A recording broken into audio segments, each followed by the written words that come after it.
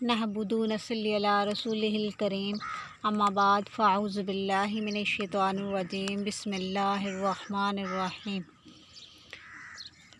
रब्बी इश्रह ली सदरी वयस्सिर ली अमरी वहलुल उक़दतम मिन लिसानी यफ़क़हू क़ौली। रब्बी ज़िदनी इल्मा रब्बी ज़िदनी इल्मा रब्बी ज़िदनी इल्मा। Dear students, dear sisters, आप देख रही हैं इशिल कुरान इंस्टीट्यूट और मैं हूं आपके टीचर समन अली।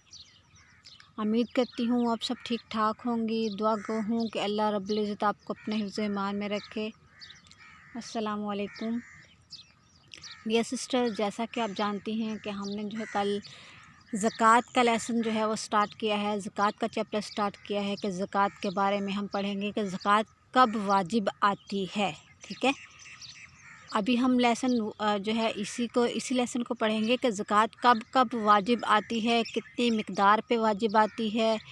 तो अगले लेसन में इंशाअल्लाह अज़ीज़ जो है हम पढ़ेंगे कि ज़कात फिर कब और कैसे अदा की जाएगी। ठीक है, तो इंशाअल्लाह चलते हैं हम अपने लेसन की जानिब बग़ैर वक्त ज़ाया किए। ठीक है, बिस्मिल्लाहिर्रहमानिर्रहीम।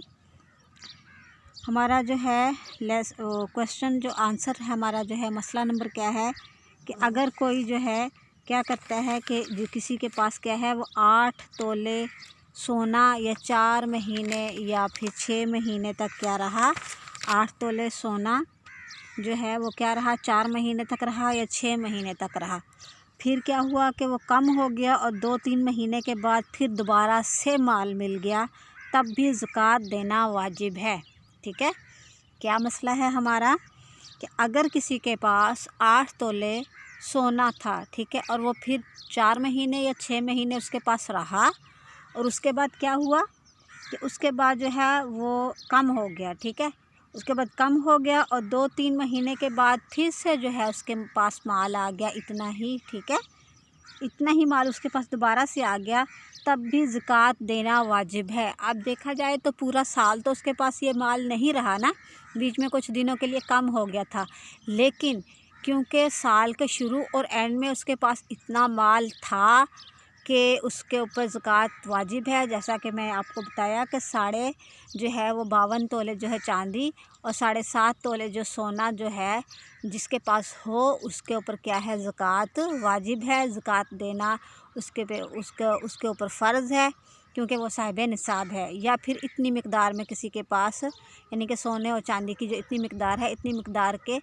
सोने चांदी के मुताबिक जो है वो उसके पास क्या हो, माल दौलत हो, पैसा हो या किसी भी किस्म का जो है वो माल हो उसके पास। ठीक है, अच्छा, हमारा अब अगला हमारा इसमें मसला क्या है बताते हैं कि जब क्या है ज़कात जो 2-3 महीने के बाद फिर माल मिल गया तब भी ज़कात देना वाजिब है। ग़र्ज़ जब साल के अंदर और आखिर में मालदार हो जाए और साल के बीच में कुछ दिन इस मिक़दार से कम रह जाए तो भी ज़कात वाजिब होती है। बीच में थोड़े दिन कम हो जाने से ज़कात माफ़ नहीं होती। अलबत्ता अगर सब माल जाता रहे और इसके बाद फिर माल मिले तो जब से फिर मिला सबसे साल का हिसाब किया जाएगा।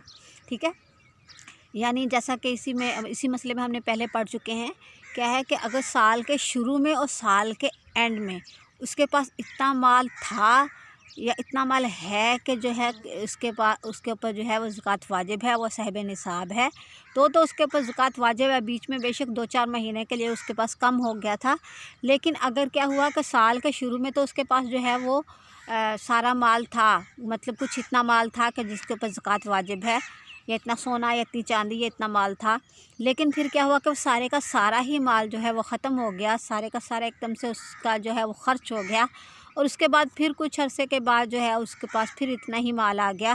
तो अब जब से दोबारा माल मिला है, दोबारा वो जो साहिब निसाब हुआ है, उस वक्त से साल का हिसाब हम शुरू करेंगे कि अब जो है उसके ऊपर दोबारा से क्या होगा, पूरे साल की जो है वो वक्त मुकर्रर होगा कि उसके ऊपर उस माल वो वक्त जो है वो पूरा साल उसके पास रहे। ठीक है, वो जो माल है जब दोबारा से मिला ना, जिस टाइम से, जिस दिन से, जिस महीने से मिला, उस वक्त से जो है वो साल का हिसाब हम शुमार करेंगे। उससे अगला नेक्स्ट जो सा है पूरा साल जो है वो क्या होना चाहिए, उसके ऊपर, उस माल के ऊपर गुजरना चाहिए कि वो पूरा साल उसके पास रहे। ठीक है, अच्छा, हमारा जो है इसी में तीसरा मसला क्या है कि किसी के पास 8-9 तोला सोना था लेकिन साल गुजरने से पहले पहले जाता रहा, यानी कि कहीं खर्च हो गया, ख़त्म हो गया, पूरा साल नहीं गुजरने पाया, तो ज़कात वाजिब नहीं।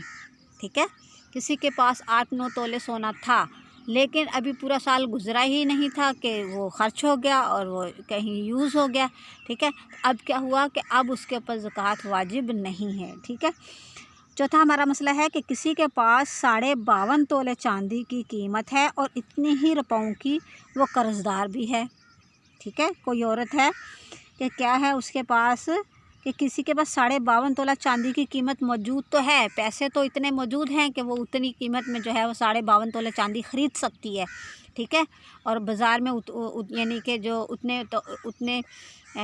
इतने पैसे उसके पास हैं कि उन पैसों में जो है वो क्या कर सकती है, वो 52.5 तोले चांदी ख़रीद सकती है। ठीक है, लेकिन क्या है कि इतने ही रुपयों की वो कर्ज़दार है, उसके ऊपर कर्ज़ है, कोई जो है किसी का उसने कर्ज़ देना है, तो भी ज़कात वाजिब नहीं। ठीक है, तो भी क्या है, ज़कात वाजिब नहीं है। आगे पांचवा हमारा मसला है कि अगर इतने की कर्ज़दार है कि कर्ज़ अदा हो के 52.5 तोले चांदी की कीमत बचती है तो ज़कात वाजिब है। यानी उसके ऊपर जो है, अगर उसके ऊपर इतना कर्ज़ा है कि वो कर्ज़ अदा करने के बाद भी उसके पास इतने पैसे बच जाते हैं कि 52.5 तोले चांदी वो ख़रीद सकती है। ठीक है, 52.5 तोले चांदी की कीमत उसके पास मौजूद है, तो उसके ऊपर ज़कात वाजिब है। ठीक है, उसके ऊपर क्या है, ज़कात वाजिब है।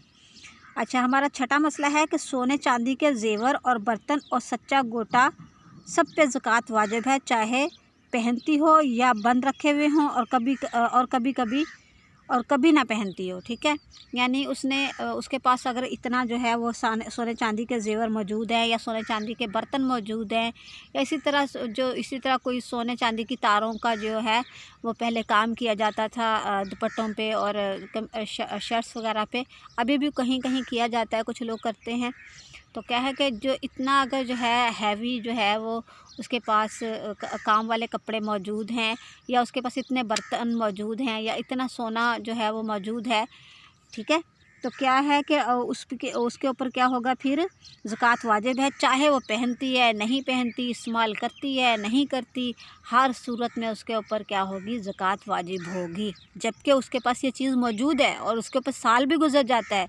ठीक है, तो फिर क्या है, उसके ऊपर ज़कात वाजिब है। ठीक है, अच्छा जी, हमारा आगे इसी में मसला नंबर जो है हमारा क्या है कि 7वां हमारा मसला है। ठीक है, कि सोना चांदी अगर खरा ना हो बल्कि इसमें कुछ मैल हो, जैसे मसलन चांदी में कोई चीज़ रांगा वगैरह, कोई ऐसा मोती वगैरह क्या होता है कि मिला हुआ हो, तो देखो कि चांदी ज़्यादा है या रांगा, यानी कि कोई ये मोती है शायद, कि वो जो है अगर चांदी ज़्यादा है या ये जो है कोई मोती वगैरह जो चांदी के तरह के हैं वो जो हैं वो ज़्यादा हैं, तो हम उसको देखेंगे। ठीक है, अगर चांदी ज़्यादा हो तो इसका भी वही हुक्म है जो चांदी का हुक्म है, यानी अगर इतनी मिकदार हो जो ऊपर बयान हुई, यानी कि 52.5 तोले चांदी मौजूद है उसके अंदर, बेशक उसके अंदर फिर कितना भी जो है वो मोती वगैरह कितने ही ज़्यादा क्यों ना हो, लेकिन अगर 52.5 तोले चांदी निकल आती है उसके अंदर से, तो अब क्या है, उसके ऊपर भी क्या होगा, फिर ज़कात वाजिब होगी, उसका वही हुक्म होगा। और हम समझेंगे कि चांदी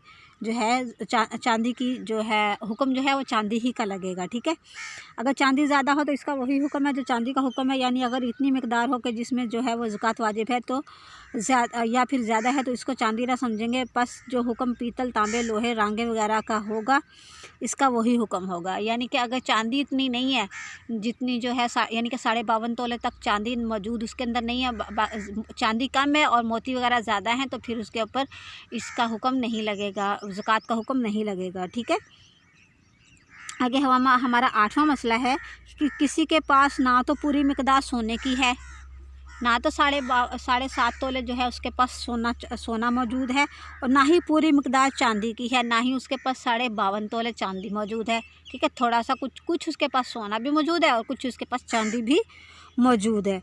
ठीक है, तो अब क्या करेंगे कि जब उसके पास ना तो चांदी की पूरी कीमत है ना सोने की पूरी कीमत है और थोड़ा सोना मौजूद है, तो अगर दोनों की कीमत मिला के 52.5 तोले चांदी की बराबर हो जाए या 7.5 तोले सोने के बराबर हो जाए तो ज़कात वाजिब है। ठीक है, थोड़ी सी मिकदार में कुछ 3-4 तोले 5 तोले जो है उसके पास सोना भी मौजूद है, और कुछ तोले जो है वो उसके पास चांदी भी मौजूद है।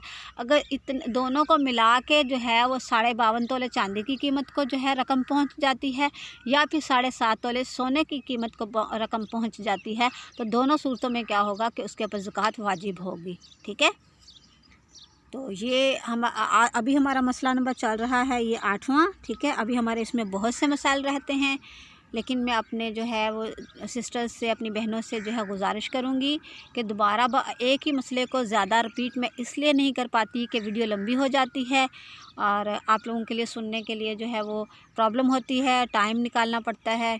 तो लेकिन फिर भी मेरी कोशिश होती है कि जिस हद तक मैं समझा सकूं।